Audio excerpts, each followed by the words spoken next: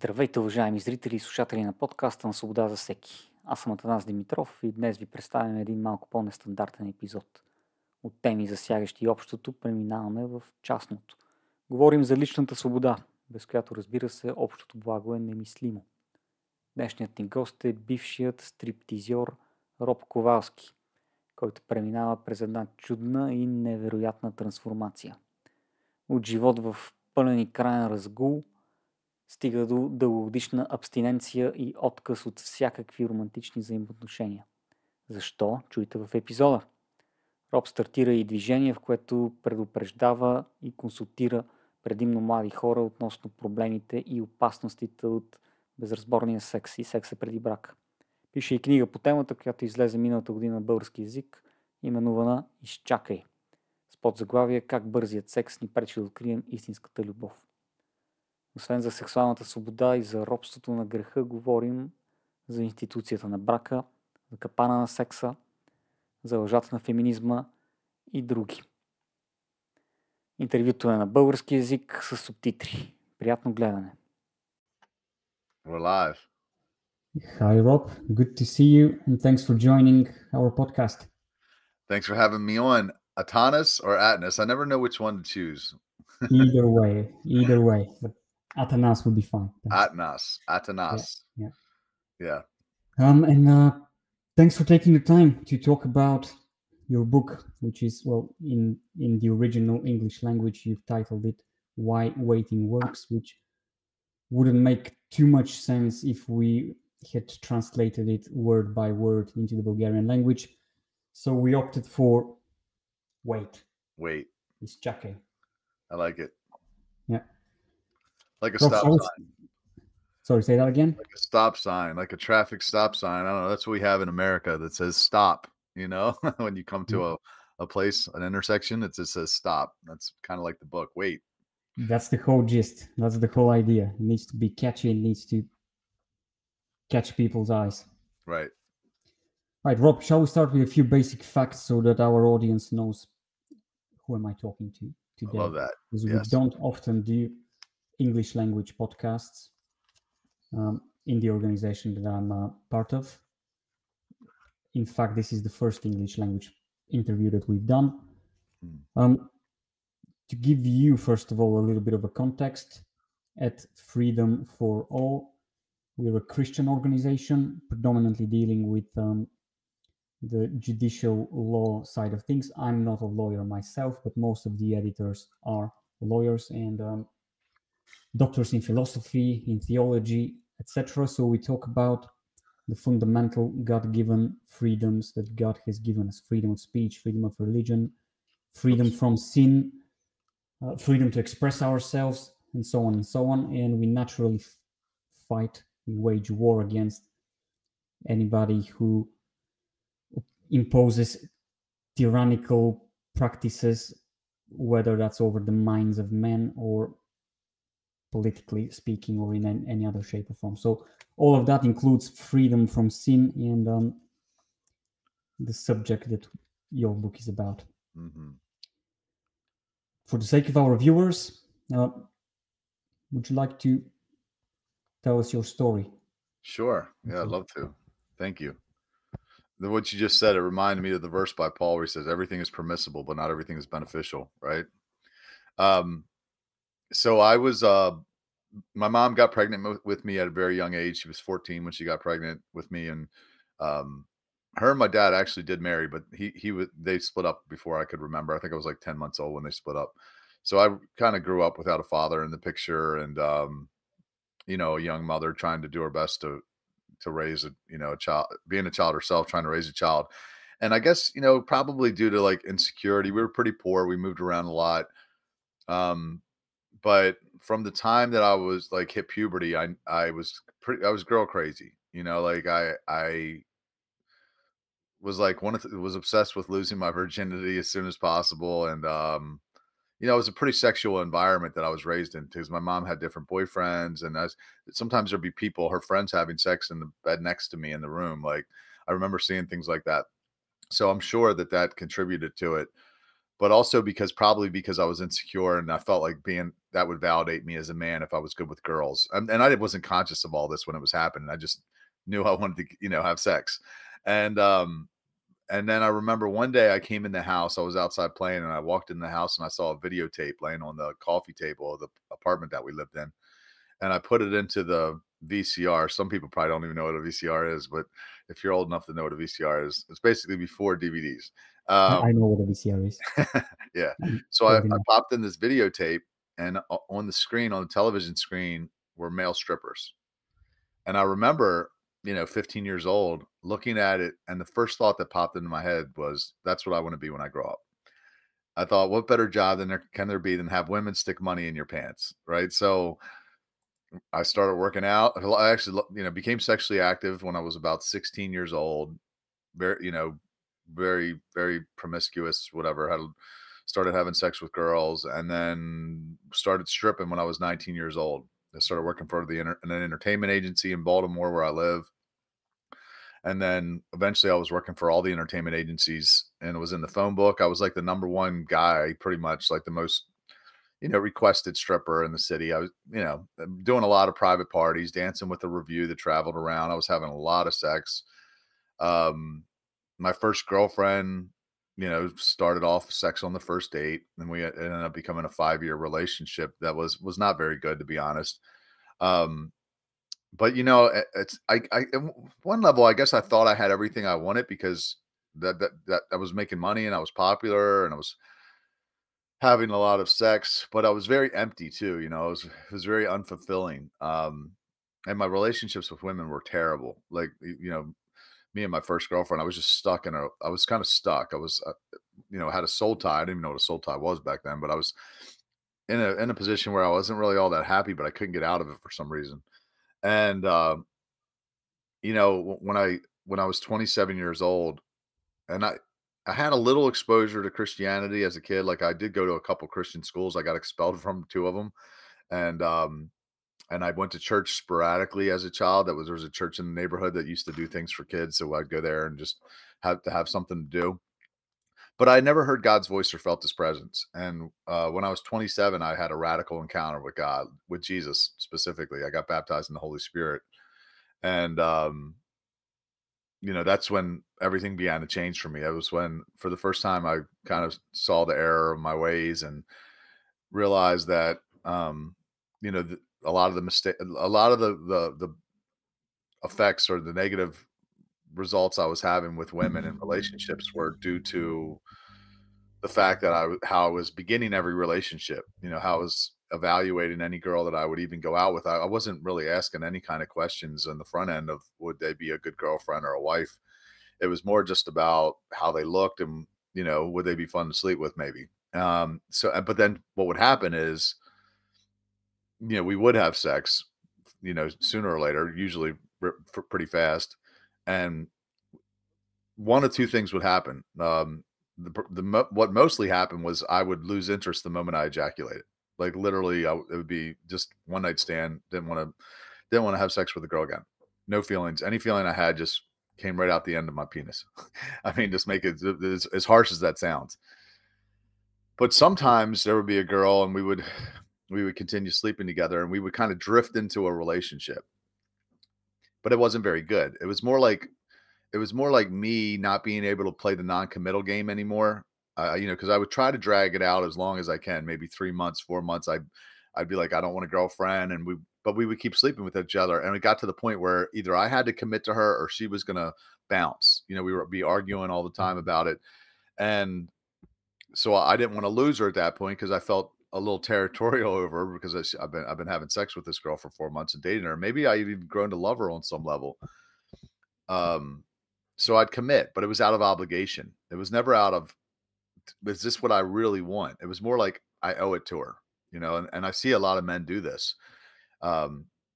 So, I'd commit to them, but it was kind of a 1 foot in and 1 foot out relationship. And, at some point it would play out and end badly, crash and burn. So, after I gave my heart to the Lord, I really kind of started looking into his way of how to do this, and it involved saving sex for marriage. And then what I realized is when you do that, you ask yourself the hard questions on the front end instead of the back end. Because what I would do is I'd ask myself the questions after I was already in the relationship with them, like, would she be a good wife? Is this the girl you want to spend the rest of your life with? But I was asking those questions after I was already in the relationship, and sometimes, usually the answer was no, but because I had that soul tie, it just kept me there. So when I switched, when I really tried to do things God's way, things became very clear. Like it doesn't take long to evaluate a woman, or for a woman to evaluate a man, when you're asking yourself those questions initially. Like, sex really clouds your judgment. You don't see the red flags once you start having sex. This is biology. There's a part of your brain that shuts off that blocks those red flags, and if for women especially. But you see things a lot clearer when you keep that out of the relationship. So that's kind of how it all started for me, was really with my relationship with God, just wanting to do things His way. Just to emphasize on the chronology of what you're talking about. So you were into the striptease / partying scene for about 8 years, from the age of 19 until 27. That's correct. Yeah. So I went from being like the #1 stripper in the city, in Baltimore, to being like the nightlife king. I started promoting nightclubs when I was about 25, and was running the nightlife in my city, and that just increased the debauchery. I was already having a lot of sex with a lot of women, but then when I started promoting, it just became worse. Right. I was basically being paid to party. But yeah, that's correct. About 8 years. And now what happened, just to make sure I'm being completely honest with you guys. So I stopped on a dime. I did the most radical 180 a person can do in the year 2000. This is when I got baptized in the Spirit. I was abstinent for the next 6 years. So I literally went from being the biggest man whore in my city to being abstinent for 6 years straight. No sex. No, I didn't even date. God had kind of promised me a woman if I would wait, a wife. And I believed him. So I just put it in neutral, and I just, and it was very hard. I was very lonely, depressed, didn't even know any Christians, to be honest. All my friends were partiers, and I had to cut them all off. So it was a very dark time in my life, but I was determined because I knew I heard God's voice, and I really wanted to be the best Christian I could. But after 6 years of waiting for this unicorn that I thought God was going to give me, I ran out of gas, and I became sexually active again. And I made a bunch of mistakes after that. Slept with a lot of women after that over the next 5 years. And then I rededicated my life to God in the year 2000. And I think it was at the end of 2010 or somewhere in 2011. And I recommitted myself to sexual purity at that time. I've been having sex with my then girlfriend, and God really started convicting me of it. And I was like, all right, I'll try it again your way, God. And so basically for the last 12 years, 13 years, I guess now. Well, now I'm married. I got married in August. That's the happy ending. But for about 12 and a half, 13 years, I was single and abstinent. Now I did make a couple mistakes. I think I actually had 2 mistakes in 12 years, which is very tough to do because I was surrounded by girls. I had this organization I was running called City Fam, and there was lots of women that weren't committed to waiting, that wanted to spend time with me. And I was, being single and abstinent for long periods of time when you don't have the gift of singleness is not easy. It's very hard. Well, it's one of the most radical changes of behavior that I've come across, and hence why your book made a very strong impression on me as well. And I would like to read a short passage from the book, from chapter 8, Becoming a Man, where you sort of touch base on that, on that whole element. And there you say, I'm quoting, "A real man is," and I know that the term "a real man" nowadays is taken in a comic-ish light, because there is a wider fight against masculinity, but we can talk about that in a little while as well. But the quote goes as, "A real man is one who protects the women around him and can exercise self-restraint in the face of temptation. A real man adds value to other human beings. He is a guardian, a warrior." Which strikes a note with me. obviously I've not lived the life that you've lived, but as any man, I've had struggles with sexual temptation and all of that. Yeah. So how where do you put the border between the freedom to express yourself freely and to do whatever you want to do and whatever you feel like is the right, where is the balance between acting on your urges and self-restraint? Well, I'm just thinking when you were talking about that passage, somebody shared a memory of mine. I don't even know when I posted it. It was a woman. She shared this memory. It says, real men, something about real men are protectors. They pray for our women, don't prey on them. Right. Because there was a guy in our group that was like preying on the women. And I remember posting that because I was like, dude, that's not, I would really try to create a safe place for ladies with this organization where, they could come and have fun and hopefully, meet their husbands, just kind of like be the shepherd for them, until the man that God had for them came along to wife them up. But I don't know if that answers your question. The freedom. So ask me again. So let me rephrase that. So if we were to ask a non-Christian person who did not have the worldview that you and I have, well, what do they think about your radical transformation, the 180 degrees turn that you mentioned? It would be a very obscure thing in their mind, I would say, because obviously you were expressing, you were acting on your urges and doing whatever you felt like you wanted to do back in your stripping days. And that person would say that now you're limiting yourself, that you are purposefully abandoning your freedom for what? For religious shackles, religious restraint. So it's a question about the definition of freedom. Maybe. Well, I'm sorry, go ahead. I think I know where you're going with it. I think I know how. Is it freedom to have as much sex as you want, or is it freedom from sex? Yeah. Is there another sort of freedom in that realm? Well, so there's a couple things. One is everybody, for the most part, every religion agrees in the golden rule, right? Do unto others as you'd have them do unto you. Nobody disagrees with that. Even atheists don't disagree with that. I was on Rich Cooper. I had Rich Cooper on my podcast, and he was talking about men spinning plates, which is dating and sleeping with multiple women, right? Like, which I know about, and it's very selfish when you think about it. I'm like, but then he talks about women and how men want virgins. A high body count is not attractive to a man. He's going to be less likely to commit to you if you've been giving it away. He's going to be less likely to buy the cow if you've been giving the milk away for free. And that's just what Rich was saying. So I'm like, okay, so I said, do you believe in the golden rule? And he said, yeah, that's just karma. I said, well, then how do you reconcile telling men to go out and sleep with multiple women? Because you're telling them to do something that's bad for them, bad for the lady. So imagine you have a daughter or you have a sister or a mother, right? Do you want a man to treat her like you're telling men to treat women? No. Well, that karma is going to come back on you, right? So God gives us rules.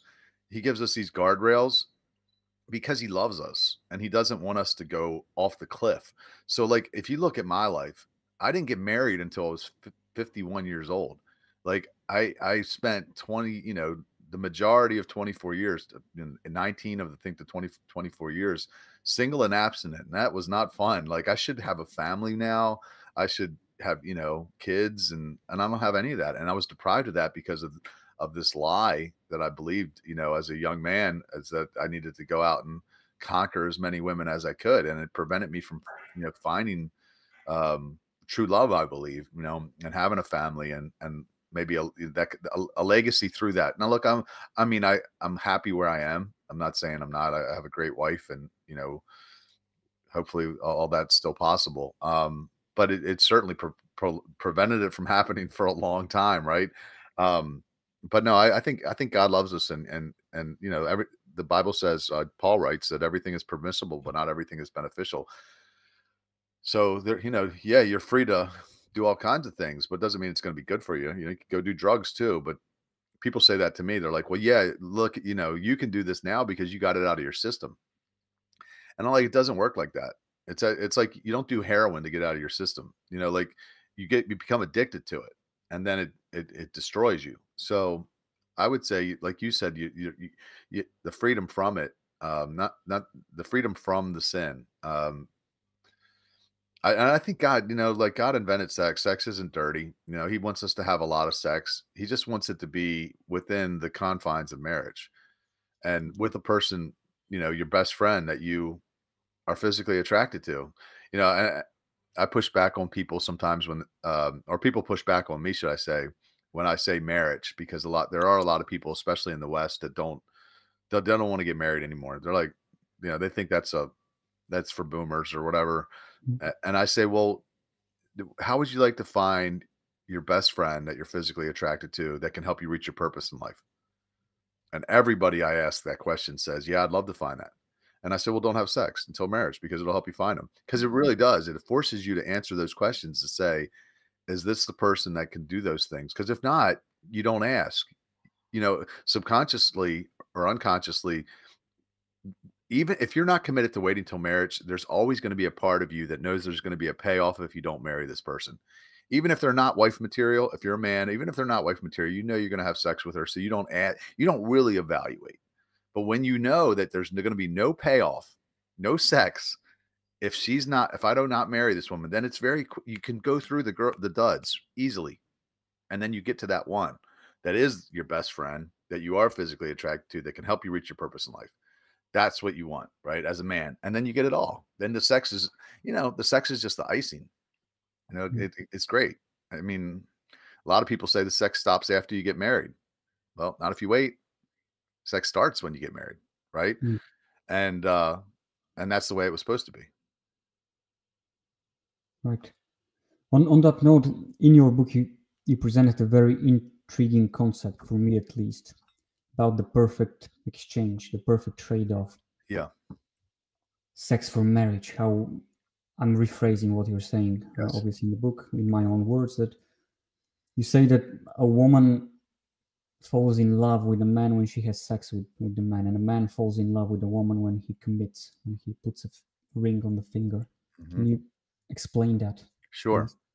Yeah, I had a woman, she actually endorsed the book. Her name is Dawn Masler. She was a biologist, and she studied brains, and she found that this is true, is that women connect when they have sex. They have this oxytocin release that makes them, and it's like glue. It makes them bond to the person. But men do not. Men don't have sex when men don't attach when we commit to when we have sex. We attach when we commit, which really makes perfect sense when you think about the way God set it all up, because women are the gatekeepers of sex. You know, we can deny that. Now things have changed slightly. I mean, but 99% of the time, a woman is going to say when we have sex the first time, if and when we have sex. The man is going to say if and when we get married, because he's going to be the one to propose. So a woman that gives sex before getting commitment is giving and not getting. And the man is getting and not giving, right? So then what it does is it puts her at an unfair advantage where she's now chasing the man around, trying to get the commitment, but he's not in any rush because he's already getting the sex. So he's like, why am I, you know? And so you see these women get into these real long relationships where the man's not proposing, and the woman is now, her best years are being wasted on some level because she's holding out for a commitment that may or may not come. And it's a really, you know, women wield a lot of power in a relationship before they have sex with a man. But once they have sex, if they're not married yet, they give a lot of that power away, which is why I always tell women, no. I mean, as hard as it is, you have to wait. And if a man, if he's not serious about marrying you, you know, generally he'll just move on. You know, he's not going to stick around for months and months, you know, waiting. But it is important to make the finish line the marriage, not a engagement ring or a promise ring or a status on Facebook. It's got to be something like, the reason that marriage works so well is because it's hard to get out of. You know, it's one of those things where you're actually going to, you know it's going to cause you some pain if you're wrong. You know, if you're wrong about choosing this person. Facebook status is you can change it with a click of a button. So that, you know, women need to make marriage the goal. That's it's supposed to happen on the wedding night. So a woman gives her body, the man gives his last name, and the two people cleave together, as the Bible says, and that's really what forms them into a family unit to weather all the storms of life, right? But imagine now the woman cleaves, but the man does not, and now you got a really kind of shaky connection, if that.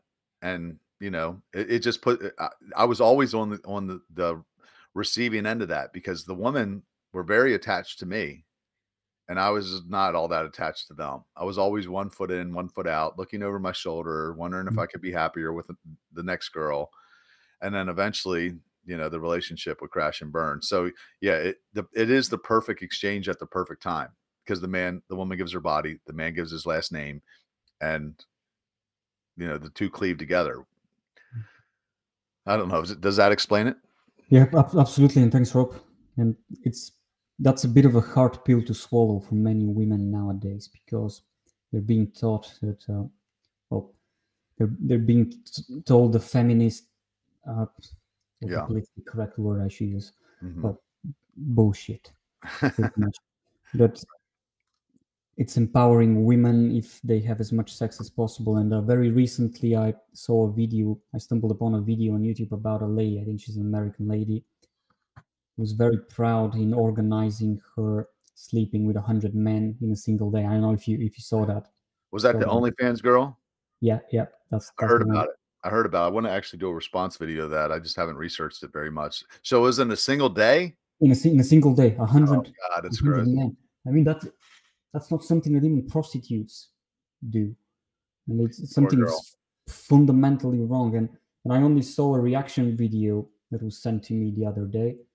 And on that video, there was a bit of a montage about the girl's initial reaction after she slept with 100 men.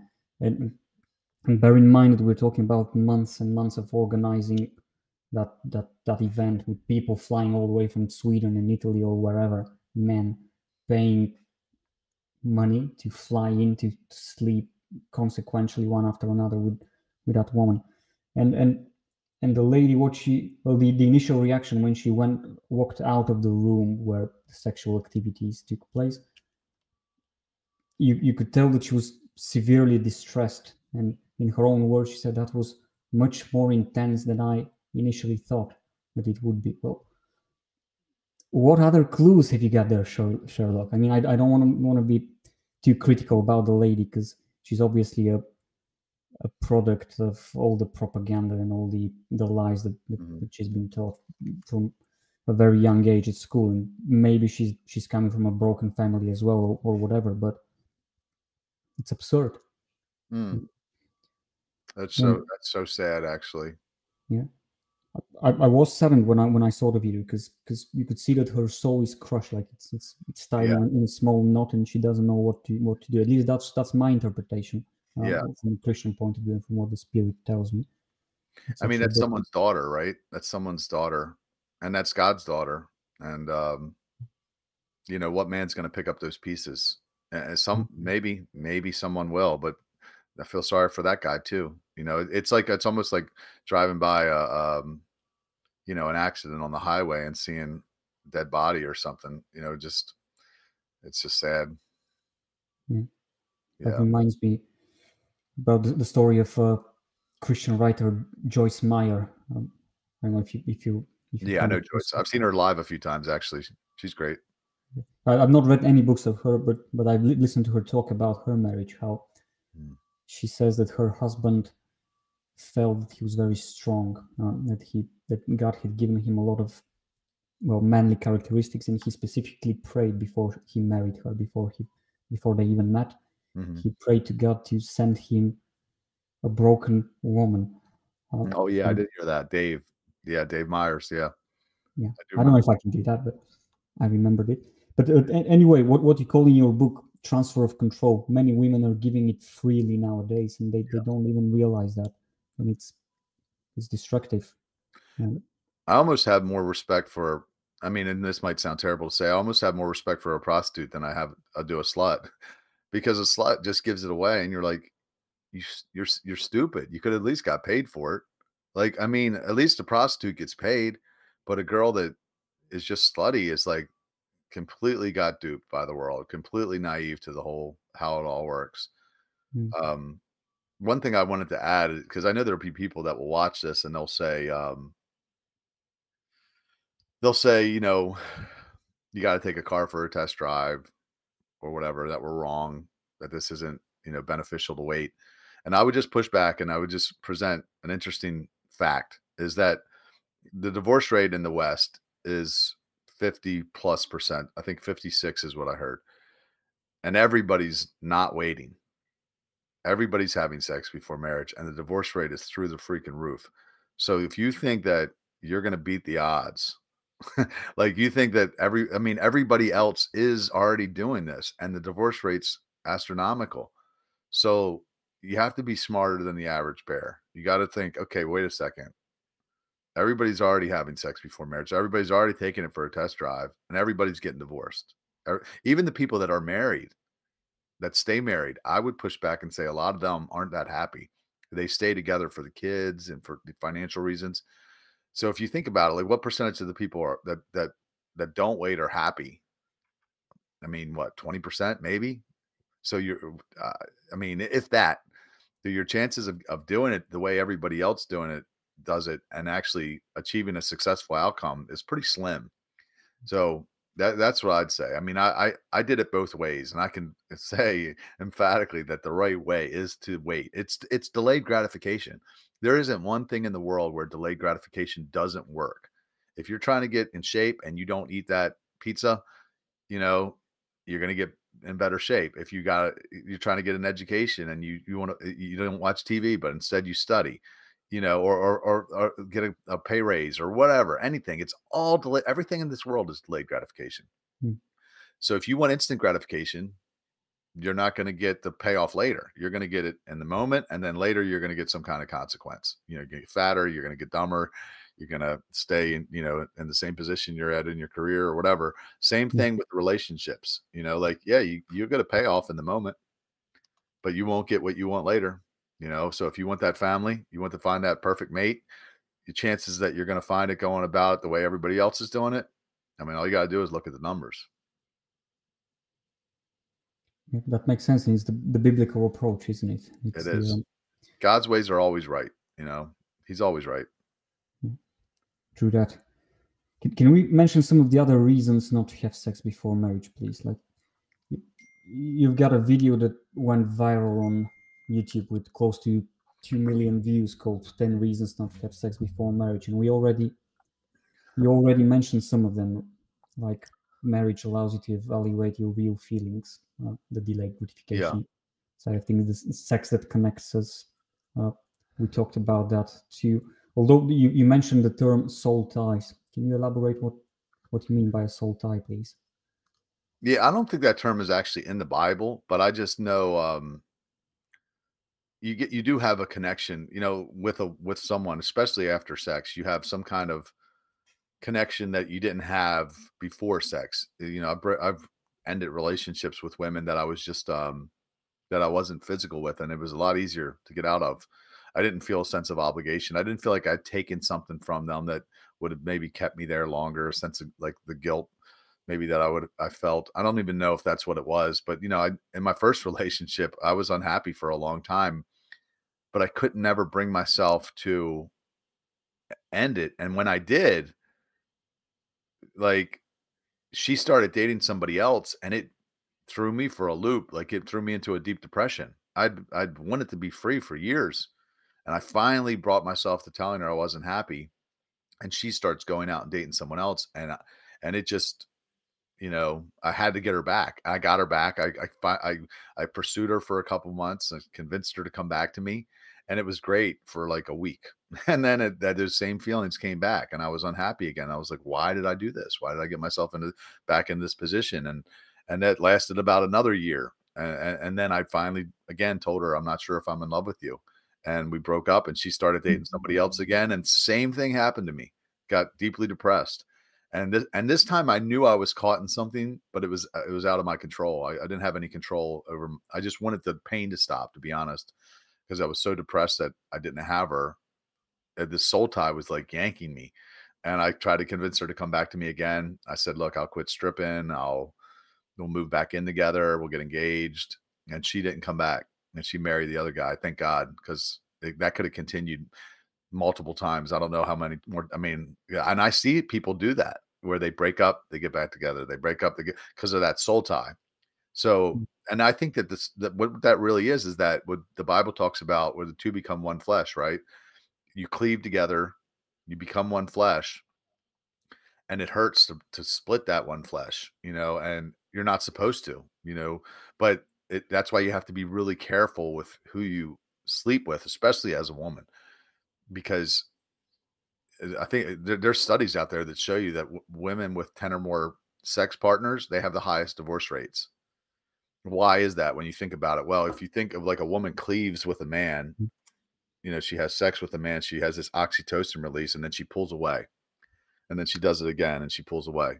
And she does it again and she pulls away. Eventually, you're not so sticky anymore, and they become jaded. And that connection mechanism that sex is supposed to be to help you really form intimacy and like a deep bond with someone, you're just not able to get there. And I think that's a very lonely place. And I've been there too, like where sex was just purely recreation. And I think it's something that comes back over time. It's something that can be repaired. But I do think, the Bible says all their sins a person commits outside the body, but the person that sins sexually sins against their own body. So it's a very unique sin. The Bible says it's different than every other sin. And I believe that it says that you sin against your own body because you're breaking that connection mechanism that God gave us to bond, to form a deep connection with another human being. So yeah, does that answer your question? Yep. Thanks, Rob. Just quickly list some of the other reasons not to have sex before marriage, both from within your book and from the video that I mentioned. Mm-hmm. And then I suggest we move on to something more practical.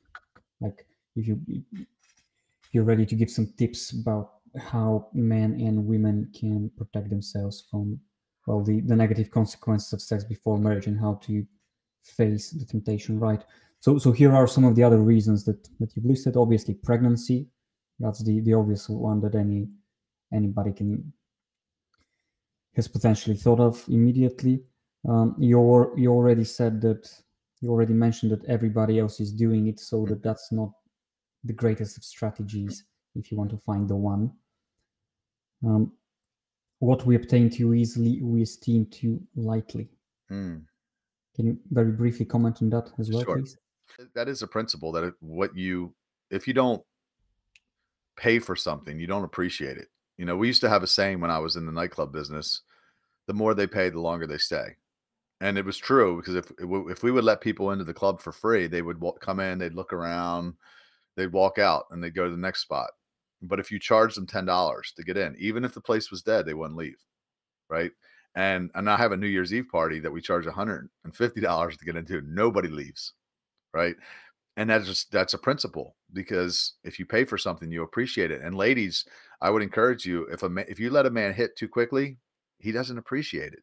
He just thinks, but if he waits for it, he invests in you, then he's a lot more likely to stick around longer because he's got some skin in the game. And this is it's a principle it's true for just about everything. I'm in sales and I can confirm it's a sales principle. Never give anything for free. Yeah. Where your Bible says where your treasure is, there your heart will be also. So if you don't have some treasure invested in something, some money, some time, some of your talents, whatever it is, like me and my wife, we only dated for about, what was it? We got married after about 10 months of meeting. We dated in person. Like, we talked for about 2 months every day on the phone, prayed together. And then we spent 8 months almost every day together, and we waited. And so I had a lot of time and energy invested into her. And I remember that, you know, where I'm like, to give that up and have to do all that again, which is why I think the divorce rate's so high, because people don't wait. And it's just so easy to replace the person because you just had sex with them, met them, and maybe jumped into something, or you know, relationships in general. It's just, there's no skin in the game. It's easy to go out and do that again without much investment. Awesome. Thanks for that, Rob. Well, I guess we can touch base we'll talk about some practical elements next time around, and cover sexual deviations and immorality, if you're up for that, for another. Yeah. No, I'd love that. Awesome. Yeah, that'd be great. Rob. Thank you for having me, man. And thank you for translating the book. For anyone that doesn't know, the only reason the book is in Bulgarian is because of this guy. So I appreciate it. My pleasure, Rob. Nice talking to you. Okay, you too.